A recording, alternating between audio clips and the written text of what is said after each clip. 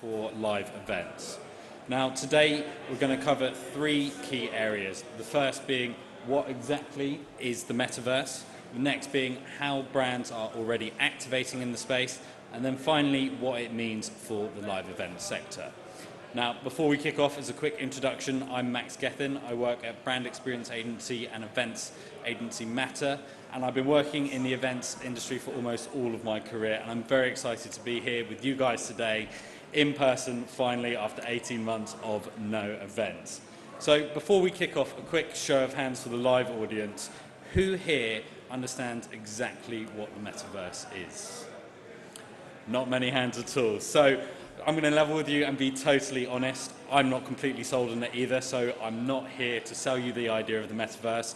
What I am here to do is to share the research we've been doing at Matter, share some knowledge, insights, and hopefully give you all a better understanding for the opportunities for brands and our industry. Now, I'd like to set a kind of soft goal for today, and for all of those who didn't raise their hands, I'd like to give you all a better understanding of the metaverse, and I'll check in with you at the end today. Sound good? Right, so let's get cracking.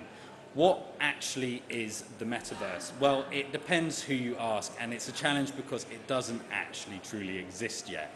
You ask the Oxford Dictionary, what is the metaverse? It has no idea. But the term was first coined in Neil Stephenson's novel Snow Crash in 1992. And within that, the concept blends digital and physical existence.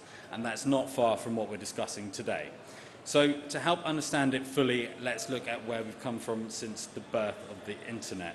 So Web 1.0 was the birth of the internet, and that was the first iteration, giving us unprecedented access to information at rapid speeds. We then fast forward to the early 2000s, and that was the birth of social media.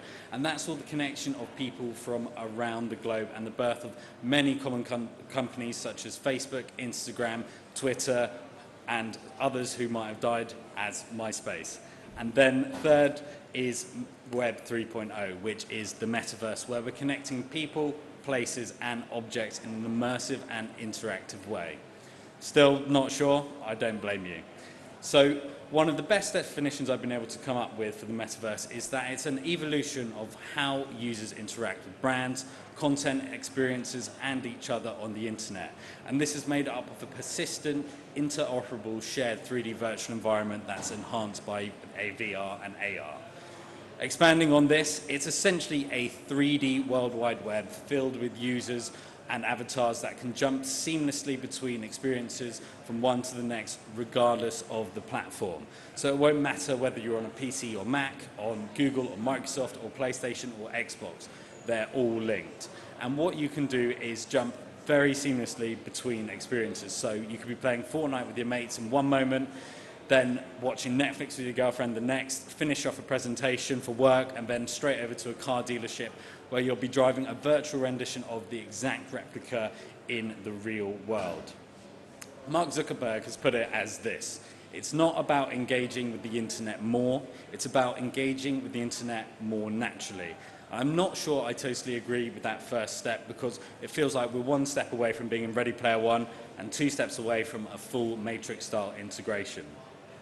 But the second is around making it more human, and I do agree with that, and making the internet and the metaverse more natural to engage with through natural movements such as hand gestures, sight, sound, and also then how we kind of engage with the metaverse as well. So with this in mind, the metaverse has possibilities in a huge range of areas, such as work and business. So work from home isn't going anywhere, neither are virtual meetings. So you might find yourself dialing into a shared global virtual 3D office rather than static Zoom calls before you even know it.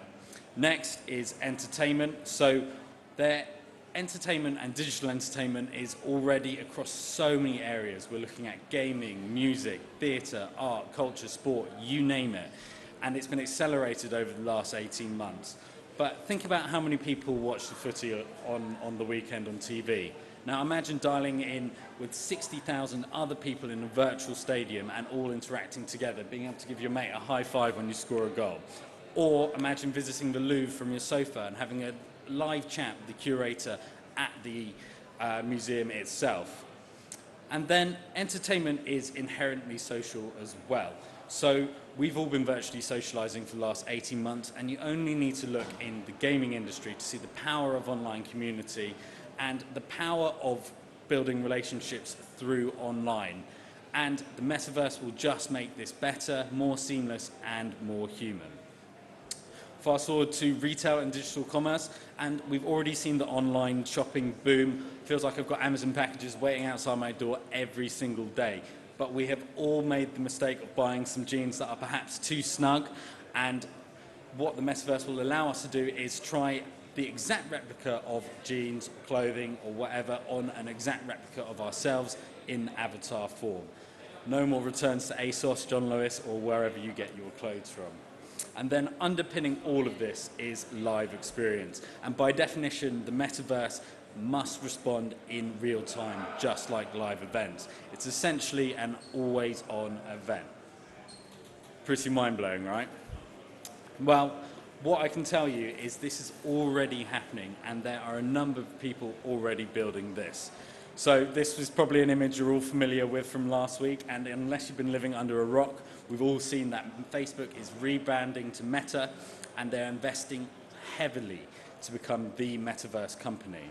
Now, I'm going to stay away from the controversy and ethics around Facebook and focus really on their vision and mission for the metaverse, which is what they've called the most important experience of all, and that is connecting people. What they've done is committed over 10,000 people to develop the metaverse in Europe and are already investing heavily in VR with platforms such as Oculus and are expected to invest over $10 billion in the metaverse this year. Now, hot off the press, just 3 days ago, Microsoft also announced that they're in the race to build the metaverse, and they're doing this inside Teams. So this seems much more a B2B and B2E project where avatars can be beamed up into Teams which are enhanced by AI voice recognition, and they animate your avatars in real time, as we can see right up here. Now, another application Microsoft are using is that virtual 3D workspace, as I mentioned before, and they're actually already experimenting with this, and we've seen brands like Accenture already building virtual campuses and working on them already.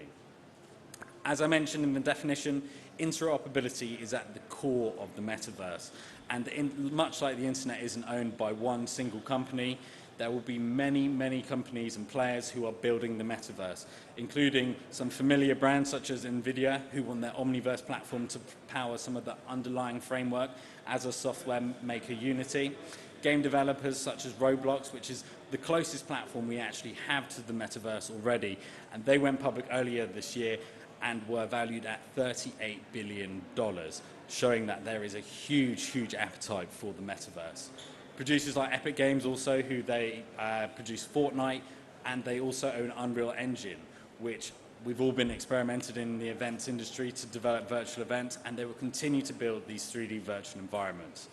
These are just a few, and the list is extensive and massive. But underlying all these companies is how we as humans interact with the content in a new and exciting way.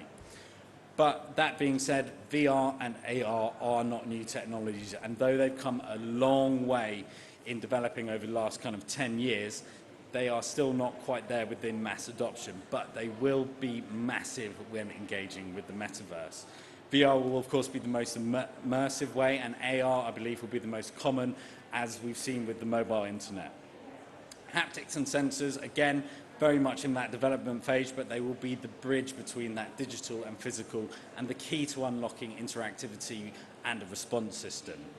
5G will enable us to access the metaverse remotely from anywhere at rapid speeds, and some even believe the metaverse will be the savior of 5G, and then underlying all of this and the economic backbone of the metaverse will be blockchain, allowing us to buy, sell, and trade within the space.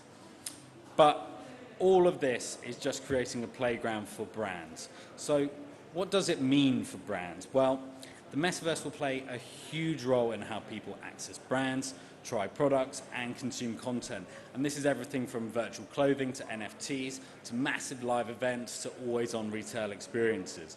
And there have been loads of examples of brands already experimenting in this space. And to highlight what they've already been doing, we've selected 3 key ways that they're activating. Now, The first is branded experience or branded characters or spaces within existing games. The next is digital goods for avatars and NFTs. And the final one is bespoke brand-owned spaces, so creating their own customized virtual worlds. Now, some brands lend themselves more naturally to Metaverse, and the majority of these are consumer-led campaigns. But the number of B2B examples are numerous as well. So first, looking at branded characters or spaces within existing games. So firstly, Deliveroo. Deliveroo is a great example of essentially connecting the virtual and real world. So what they did was send a virtual fleet of riders within Animal Crossing to deliver virtual treats, and then they paired this with promo codes within real life for people to be able to access the brand and true to their real world offering. The O2 recreated their iconic venue in Fortnite and hosted a live gig with band Easy Life. And Wendy's was a great example of brands entering the space, leveraging a very organic and natural way into the market. So for this specific case study, they recreated their brand mascot in the game, and they went around killing all the freezers, as in refrigerators, in the space, because they figured out that the fictional restaurant Der Burger were storing their beef in freezers. Now, this was acting to, I guess, push their fresh, never frozen slogan, and actually their social media mentions went up 119%, and they won 8 Cannes Lions for this earlier this year. Next is looking at digital goods for avatars and NFTs. Now, digital goods for avatars are viewed as the first mega opportunity for brands due to the seemingly endless possibilities to clothe and style avatars. And we're already seeing direct-to-avatar strategies in place in marketing strategies. Now, a great example of this is Gucci, who've launched their digital collection in Roblox, and they were able to clothe virtual characters and avatars within that, and they sold a virtual handbag for $4,000.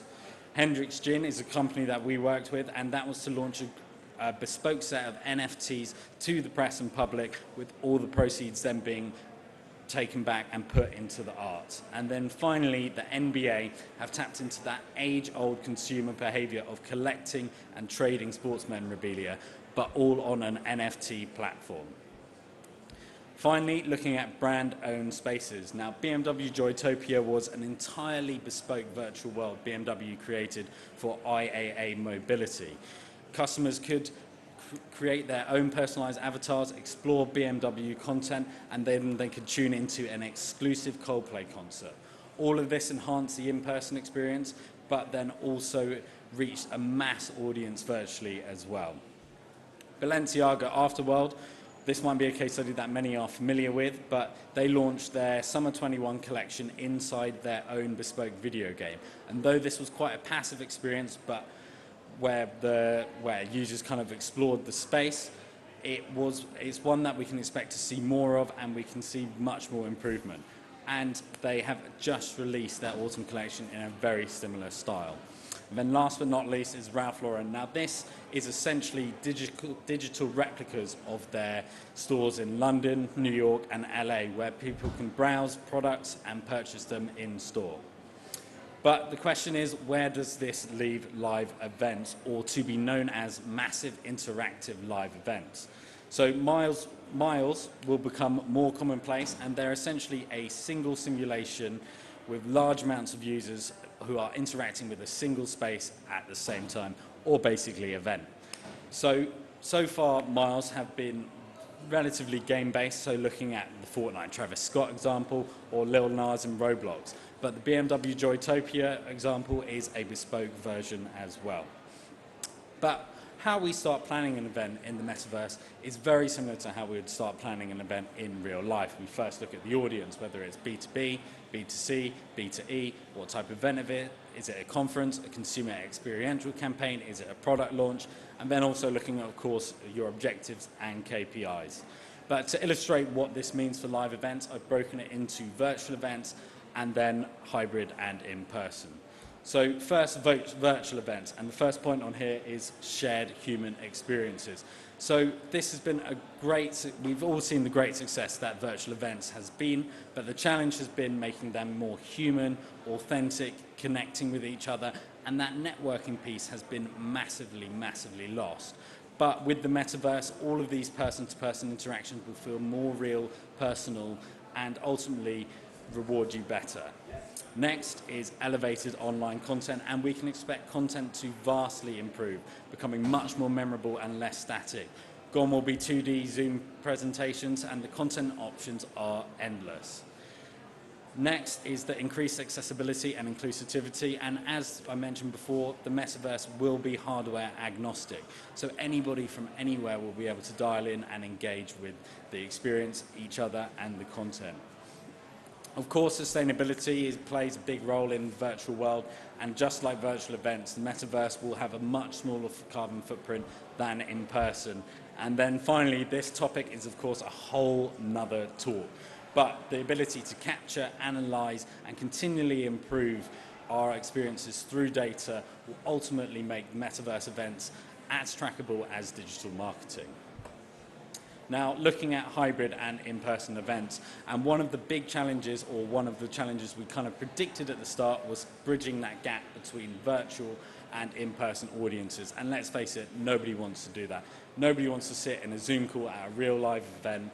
And what the metaverse will allow us to do is create a more authentic bridge between the virtual and in-person audiences, even more so with haptics later on. Then looking at AR demos that you experience at an event. So an event, for example, like this, you could have an AR demo, go back home, revisit that demo, and experience the exact same thing at home. Then again, content and AR will massively enhance in-person content. So for example, we've seen all of the success with XR Studios, right? So imagine me today being able to have an AR overlay instead of this 2D presentation where I could swipe across here, beam stuff up to you. It could be an amazing, amazing experience. Looking at then budget, and as with hybrid currently, it's not 2 for 1, and honestly, I think the budgets when recreating the metaverse will be massive. So as we progress, the budgets will go down, the technology will become cheaper and easier, but initially these will be expensive experiences. And then, is it a replacement for in-person events? Personally, I don't think so, but perhaps I'm too old.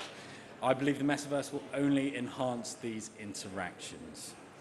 So, in summary, the metaverse will revolutionize how we interact with the internet and how we interact with each other across all aspects of life, from work, entertainment, socializing, e-commerce, and live experiences.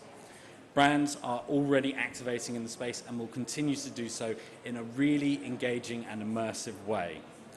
The metaverse will humanize and elevate virtual events, and as well as supporting and enhancing hybrid and in-person, but it will not replace live events, but will be an evolution of the industry and may well eat into in-person event budgets. In conclusion, there is a long path to walk with a lot of R&D and innovation to come, but the possibilities are endless, exciting, and also a little terrifying. So just before we kind of thank you all, I just want to see a hands up. Who knows a little bit more about the metaverse today? Well, that's everybody in the in-person audience. So thank you very much. I'm Max Gethin, and I'd like to chuck it to you guys for any kind of questions now.